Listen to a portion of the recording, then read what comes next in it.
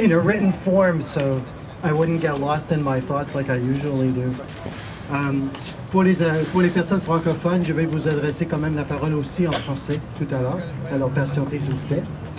I want to, just before I start, I want to say a word of thanks to Andrew. I want to say a word of thanks to Rebecca for all of the politicians that have come, and a word of thanks to everyone here. You guys are the one. We're making history here.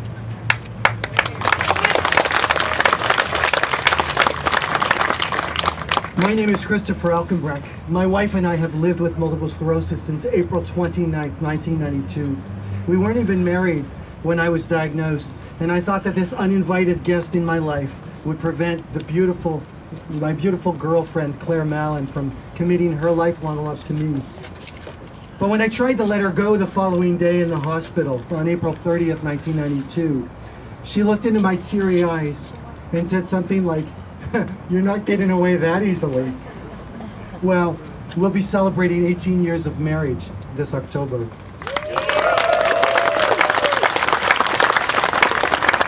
My kids, Nicholas and Leigh, have always lived with MS.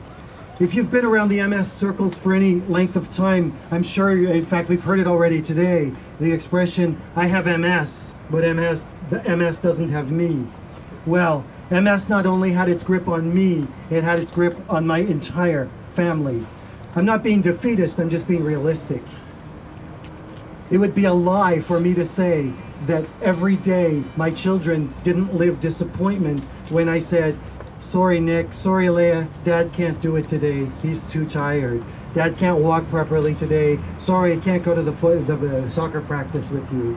It would be a lie to say that my MS didn't hold my wife back in a very promising career, but we've had an amazingly fulfilled life nevertheless, despite my illness. Over the years, I went through the many phases of MS that you all are familiar with. Vision problems, balance problems, gait problems, numbness, inability to concentrate, overwhelming fatigue, bladder issues, from cane to no cane, into a wheelchair, out of a wheelchair. Basically, I've seen all the stages of MS that this disease had to offer me.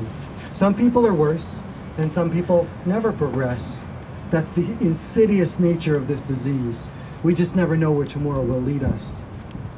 Over time, I've seen many hopeful new avenues of research for MS. In fact, what was surefire science 10 years ago is now only a memory in the medical books.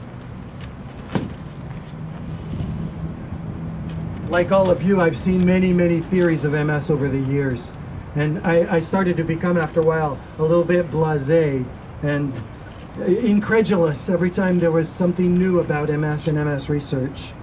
I'd become resigned to the fact that my kids and eventually my grandchildren would have to just get used to seeing Dad or Granddad in a wheelchair one day as my disease continued to progress. 3 months after my first chemotherapy treatment for MS, on the afternoon of Sunday, November 22nd, 2009, my life took a turn that I didn't expect. A phone call from an excited neighbor saying, "Christopher, did you see the W5 show last night on MS?" I responded with very little interest. It was only later on that day that my sister Susan, who also has MS, sent me an email with a link to this, the W5 presentation.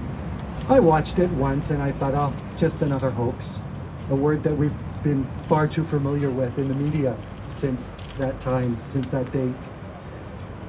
I was disinterested, and yet it was an hour later when I watched the show for a second time that my 13-year-old daughter understood everything.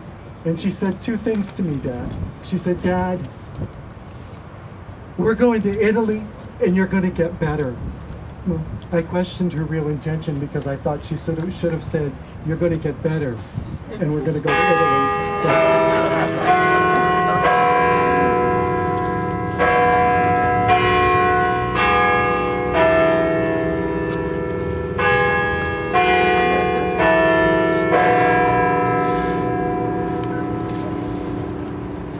Anyway, to continue on, I'll go as fast as I can. That week I was interviewed on CBC, and the process to my treatment for a vascular condition named chronic cerebrospinal venous insufficiency was jump-started.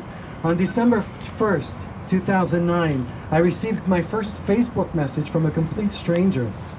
And that was the beginning of my journey to liberation treatment, or angioplasty. To make a long story short, my wife and I traveled to Katowice, Poland with Francine de, a friend from Montreal, where we were treated for CCSVI on May 18, 2010. Our symptoms of MS improved almost immediately, though we still have bad days.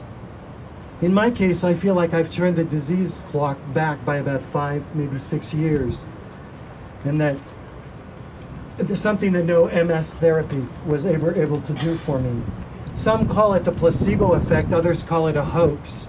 I prefer to describe it in the words of my 14-year-old daughter now. Dad, do you remember when I was in kindergarten? My mom used to let me take days off school to come and spend time in the hospital with you when you were sick and getting treatment for MS. She said, I used to be your little nurse. She continued on and said, now that you've been to Poland and you're doing significantly better, I don't have to be your little nurse that much anymore. I can just be your daughter.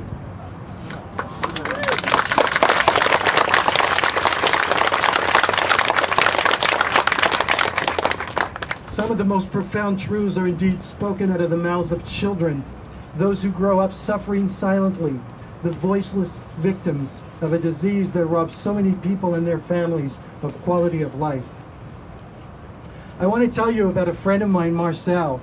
He's from Amherst, Nova Scotia. He told me recently that he is the only declared case of progressive relapsing MS at the Halifax Research Clinic.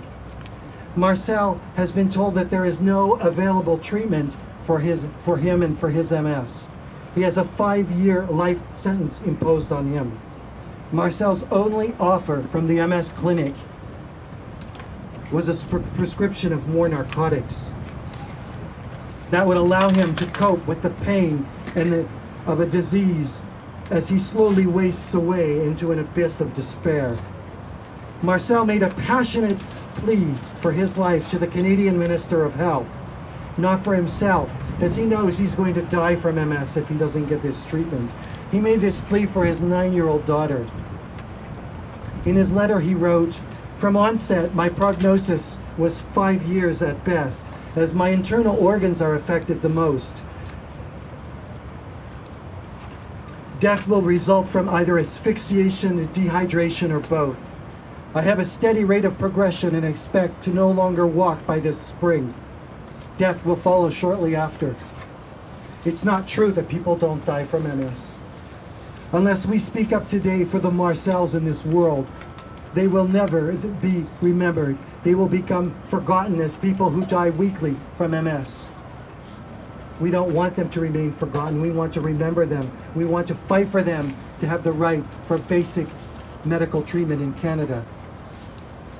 I remember another conversation I had in the fall of 2007 with a friend who had MS. Scott reassured me that we would be the last generation of people to suffer from MS, that research was going forward. Unfortunately, Scott didn't live long enough to have his treatment either. His memorial service was held on May 5th, 2010, the day of our first cross-country rallies here in Canada to promote CCSVI awareness to our governments. Just going to continue a little bit in French here. En tant que patients atteints de la sclérose en plaques, nous avons l'obligation de nous battre pour nos confrères et nos consoeurs qui souffrent quotidiennement avec cette maladie qui enlève tranquillement leur qualité de vie. C'est un mensonge d'affirmer que les gens ne meurent pas de la sclérose en plaques. Nous avons entendu tout à l'heure l'histoire de Marcel, qui attendra la mort malgré la demande écrite qu'il a déposée à notre ministre fédéral de la Santé. Ce traitement, lui, sera sûrement refusé. Et effectivement, j'ai reçu un courriel de Marcel aujourd'hui. Il n'a pas encore eu une réponse à sa demande à la ministre de la Santé.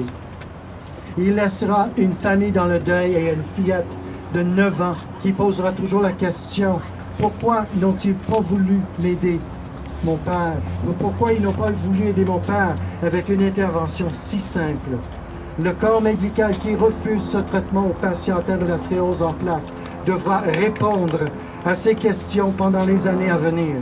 Regardez dans le visage d'un enfant qui a déjà tant souffert toute sa vie avec un parent atteint de la sclérose en plaques et dire « Nous ne savons pas si ce traitement pourra lui aider. Donc, on ne le sait même pas. Donc, on le laisse mourir. » Faire une chose pareille, c'est manquer toute forme d'humanité. Mais c'est ce qui arrive à nos enfants. Dr. Paulo Zamboni may not be a saint, but he indeed is a pioneer, a professor of vascular surgery who has allowed himself to think outside the paradigm that encloses the minds of many in the medical community. Dr. Zamboni has exposed a CCSVI iceberg, and the tip of this iceberg is slowly emerging. We must not let those who want to push the iceberg down under the surface of the water take control of this research. We don't have all the answers, but we have a glimpse into some of them. Researchers worldwide like McDonald, Sclafani, Siskin, Simke, Dake, Hubbard, Hakey, and many others are underneath the tip of this iceberg, or underneath this iceberg with the thousands of MS patients nationwide and the millions worldwide. They're trying to push this iceberg to the surface. Every effort that we make, including the effort today by being here, will push this forward, this research forward. As a community that has learned to network together, we must thrust MS research to the forefront, and we will no longer take no, just wait a moment longer as an adequate answer.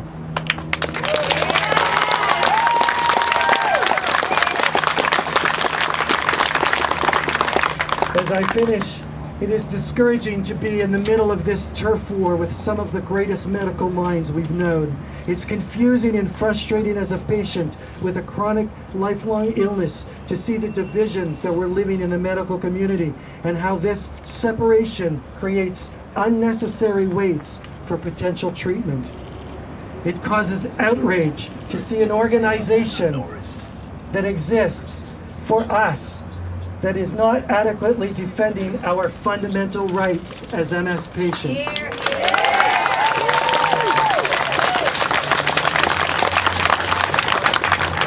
I'm livid when I see the wrongful manipulation of information that is taking place in Canada today. Nous ne devons jamais perdre espoir. Nous devons croire que nous serons la dernière génération de personnes atteintes de la sclérose en plaques. We must not give up hope. We must continue to march forward. We must continue to believe that we indeed will be the last generation of people to have a diagnosis of MS.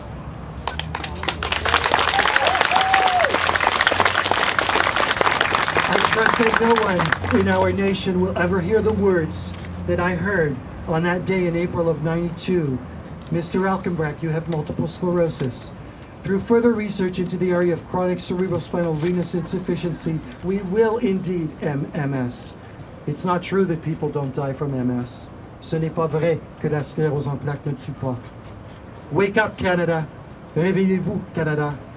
Wake up, Multiple Sclerosis Society of Canada.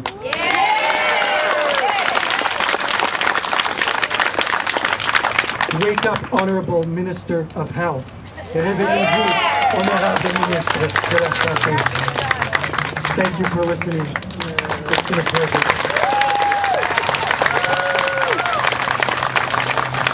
Thank you, Chris. Chris, of course, has been